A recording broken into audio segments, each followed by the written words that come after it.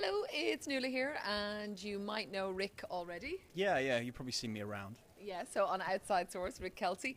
I just am going to bring you up here. I don't mean to be rude, but we just want to get you up and running. Right, we have a story that we want to, and let me know actually where you're joining us from as well, and that you're hearing us okay. We're just over in the newsroom behind Rick, as you can see it. So we're up here. We're usually down in the news pit, as they call it, for Outside Source, the programme. But we decided to come up here to have a little chat about Leslie Jones. She goes at Leslie Dog, Yeah. or Les Dog, actually, Yeah. as she calls it, right?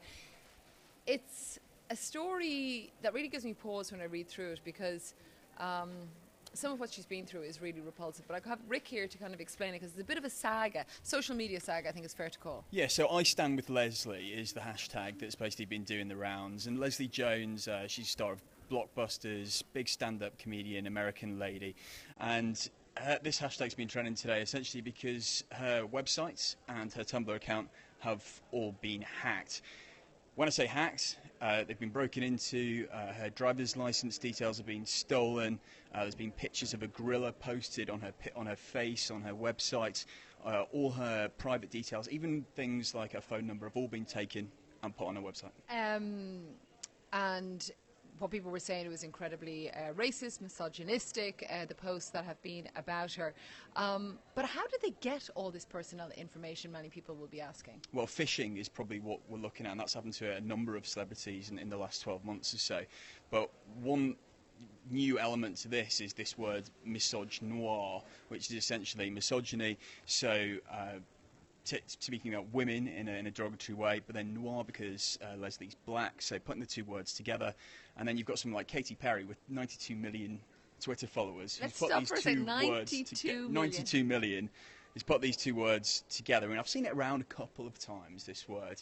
But now this hashtag is also building, some speed this afternoon as well. Misogynoir, the two together, and the abuse that she's been getting, they're saying, is because both she's a successful woman and she's a successful black woman. A couple of things. I want to say hello, Malaysia checking in. I saw Ohio as well. Actually, maybe I'll pop this down here so I can try and take notes of where you are. I don't mean to be looking down, but we're just trying to keep an eye on you. I see some of you are using the hashtag already. I Stand With Leslie. That's been going really all day as well across Twitter. One of the people was asking, why was Leslie hacked? Now, she's the star of Ghostbusters. It really started with that, didn't it? Yeah, well, Ghostbusters is obviously a remake of the 1980s film. It was amazingly successful. It was remade this year with 4 women in the main roles. Now, if you've seen this film, it's okay. It's probably not the best film you're going to watch of the year. Oops, I did watch the original many times. It's been absolutely panned when it got for many people on social media. And actually, if you go onto YouTube, it's got about 900,000 dislikes, which is, I think the most dislikes that have ever been on YouTube. But Leslie Jones this year seems to have. This isn't the first time this has happened to.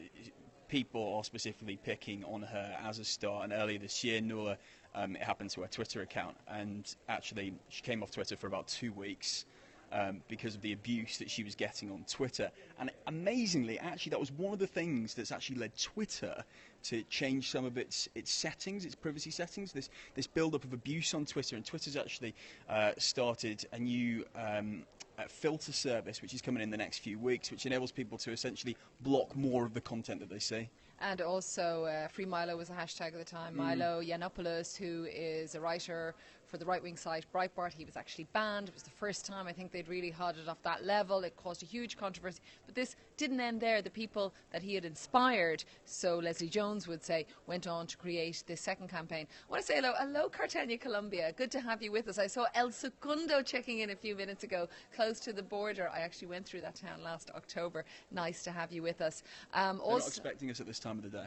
And I know, you get a little extra, a little OS extra up on the balcony here. If you're just tuning in, we have a programme Outside Source at 10 GMT every day on the BBC World Service, but sometimes we didn't have time to speak to Rick during the programme, so we thought we might get into it.